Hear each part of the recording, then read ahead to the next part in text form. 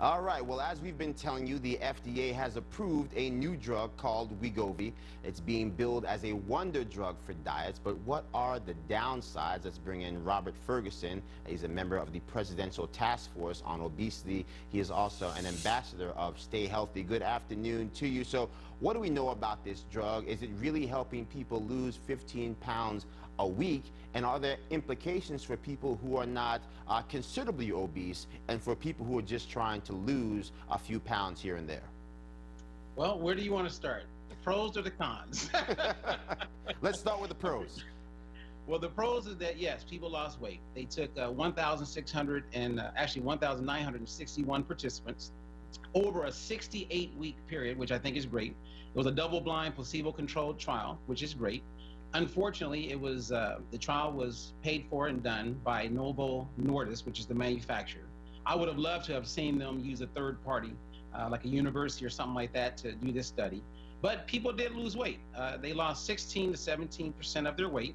But what was interesting, when I dived in a little closer to the study, I noticed that the last 8 weeks of the 68-week period, people started to gain the weight. Some of the major negatives is that this drug will cost you $1,200 a week. Some people are okay with spending that much money, and maybe the insurance companies will pick it up. It's one of those things where the side effects does not make it something that I would recommend to anyone, to include my mom.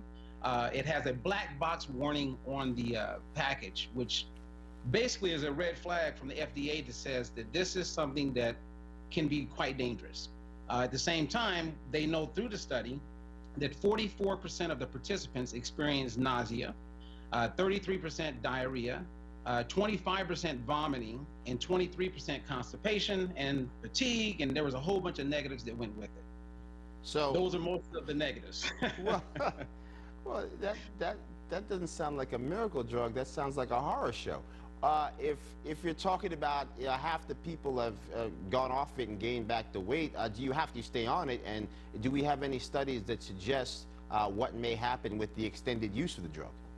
Absolutely not. I mean, the foundation of the drug, semaglutide, is something that's been around for a while and it's been used for diabetics. They basically increase the amount that a person would consume.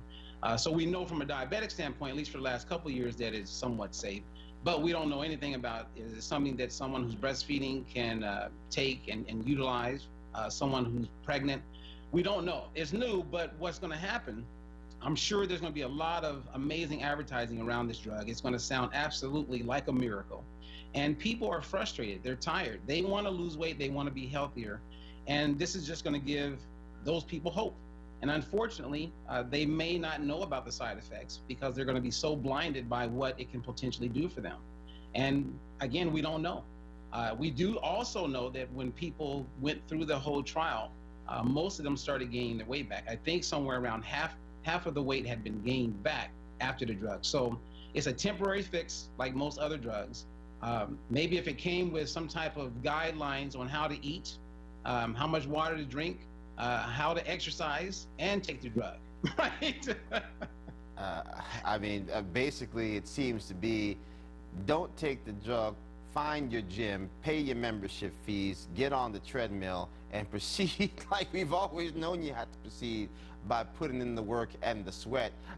Short of that, are there any other things on the market you think are promising for people who are either trying to lose a little bit of weight, or more importantly, for people who are truly struggling with obesity and need to find a way to lose the pounds to extend their life?